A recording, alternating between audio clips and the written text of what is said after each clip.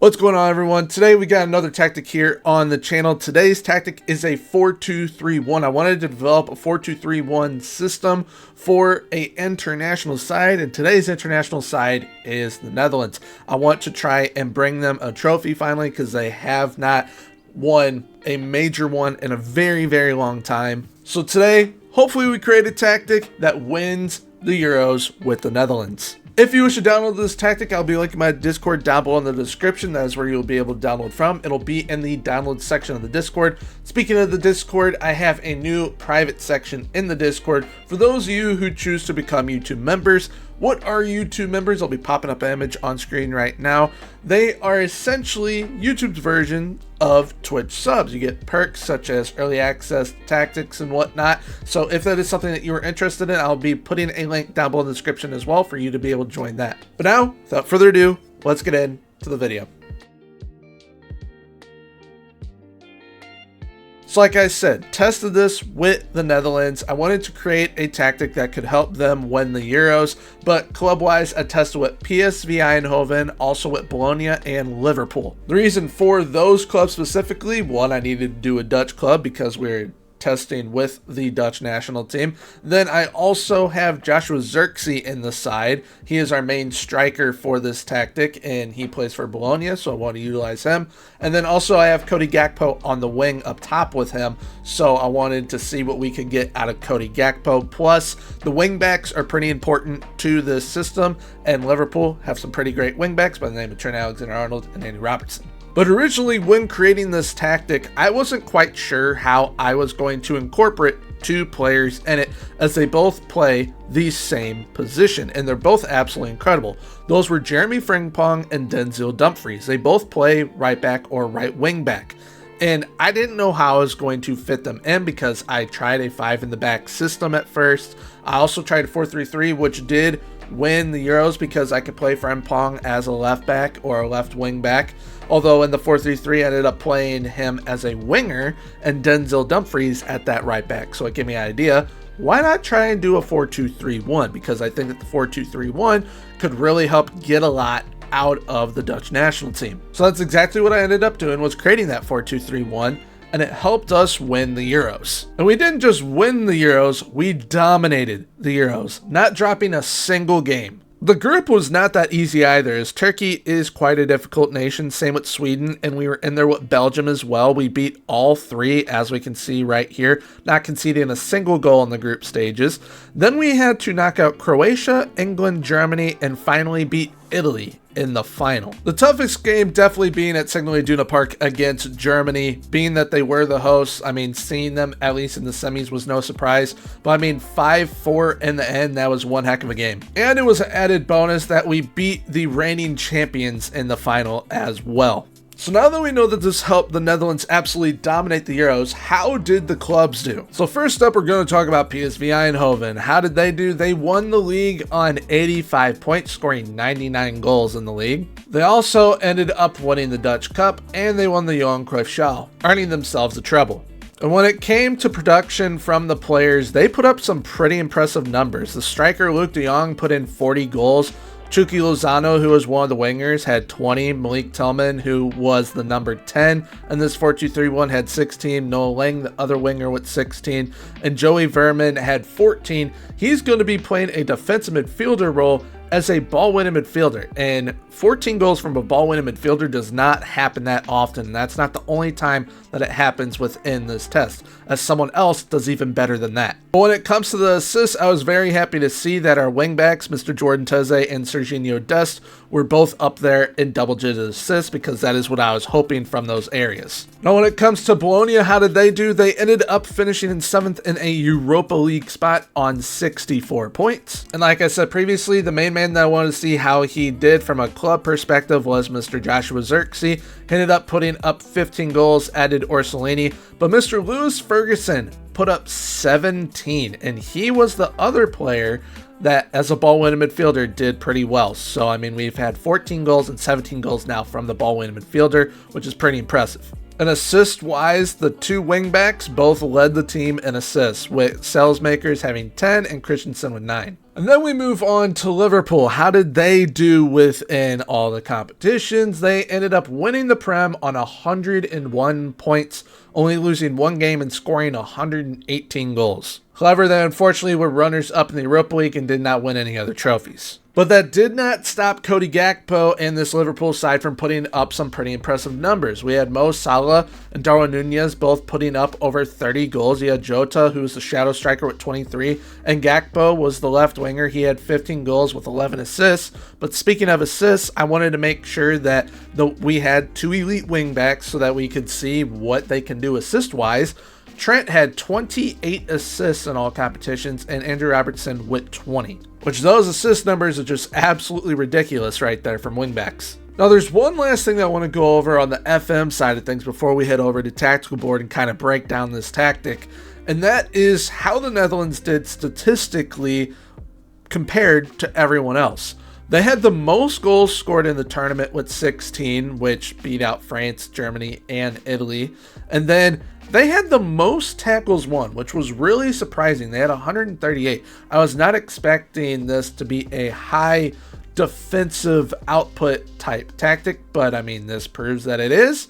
And fewest conceded. They were technically joint second, only conceding 5. And they had the most clean sheets with 5 clean sheets. So pretty impressive offensively and defensively as well. And there's two kind of minor statistics that I don't think get talked about often enough that we absolutely dominated in, and I'm very happy that we were able to do so. Distance covered, we had 3 of the top 4, those being Frankie de Jong, Xavi Simons, and Cody Gakpo. And pressures completed, once again, we had 3 of the top 4 with Frankie de Jong, Cody Gakpo, and Denzel Dumfries. Which that just goes to back up how dominant the Netherlands were with this tactic. But enough about all these numbers and such. Let's get into the tactical side of things right now over on tactical board. So here we are with the tactic. Like I said, it is a 4-2-3-1. However, it is a slightly, ever so slightly asymmetric 4-2-3-1 that kind of allows for it to play like a 4-2-4, and it's absolutely amazing. Now, we've got an advanced forward up top, 2 inside forwards, shadow striker that is to the left, that advanced forward is to the right.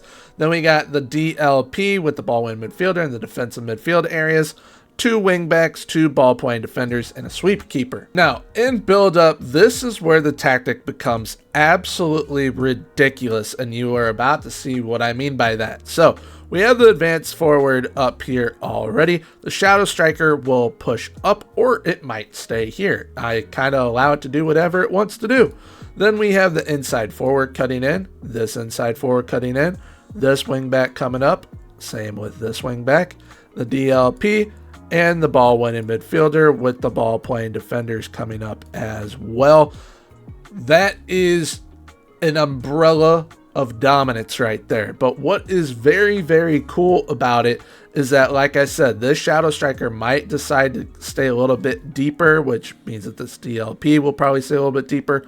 But the ball winning midfielder comes up a little bit more, and that's why you are seeing the ball winning midfielder score so many goals, because in the original shape, you see this massive gap here, which is the gap that the ball winning midfielder gets to exploit, or the inside forward can exploit it as well. But from the club level, we saw the ball winning midfielder just absolutely doing insane numbers goal scoring wise, because ball winning midfielders are usually that player that sees the ball, get the ball, move the ball off to a playmaker, hence being partnered with a deep line playmaker, or he'll try and move it to a wingback, the ball playing defender, inside forward, shadow striker. But he himself was taking chances on his own, and this massive gap right here is a big attribute to doing so. And being that we have the shadow striker and the advanced forward offset a little bit, it allows the shadow striker to act as a secondary striker.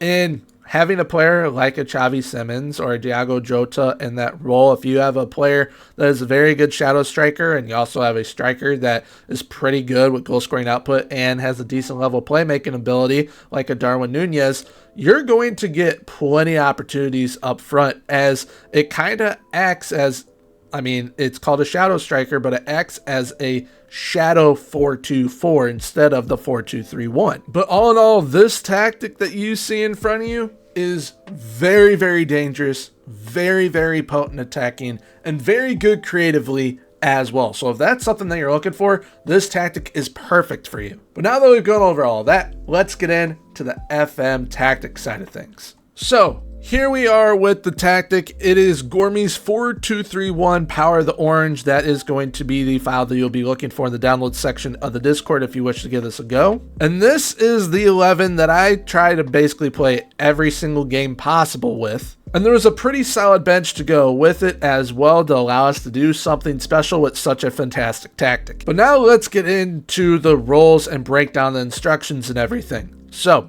we have an advanced forward on attack up top. We got 2 inside forwards on attack on the wings. Shadow striker on attack. Remember that shadow striker and the advanced forward on attack are offset. You got that deep line playmaker on support with a ball winning midfielder on support in the defensive midfield area.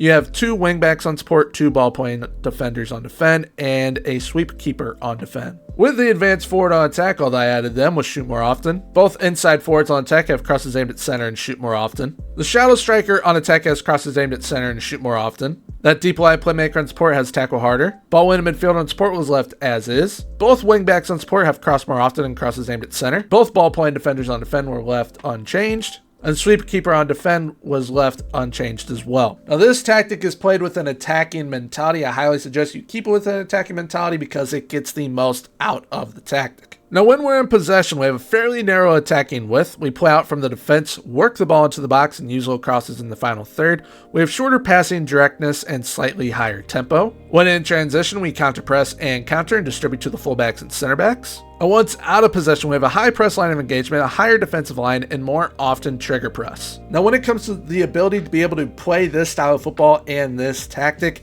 I think just about anyone can utilize it. Just know that you will have to build your side into being able to get the most out of this tactic. So if you are a Bologna or a PSV, Liverpool, like those type of clubs, mid-tier to elite tier type sides, you can definitely use this off the rip, no changes needed. However, if you're a Frosinone or Luton Town, you will probably have to build into this tactic over time and get the right players for it. But there are some tweaks I do recommend for those sides, and we will get into them right now. The DLP on support, I would end up putting to on defend, and the ball playing defenders, I would end up switching to central defenders. It's just a bit safer from both areas. And if you wish to change the striker role from an advanced forward, even though that is the most overpowered one and one of the best in the game, I would suggest either using a deep line forward on attack, a complete forward on attack, or a pressing forward on attack. I think that any of those 4 can do a job for you with this tactic. So there we have it for today's tactic, my 4231 Power the Orange. If you wish to download this tactic, we'll be linking the Discord down below in the description. That's where you'll be able to download it from. It will be in the download section of the Discord. And if you have enjoyed today's video, please feel free to leave a like, comment, and subscribe. Subscribing is 100% free, so why not hit that sub button? I'll be linking my most recent tactic on screen right now for you guys to check out, as well as on the other side of the screen will be a playlist of all the tactics I've done so far this year in FM24. But until next time, everyone, have a good one. Bye-bye.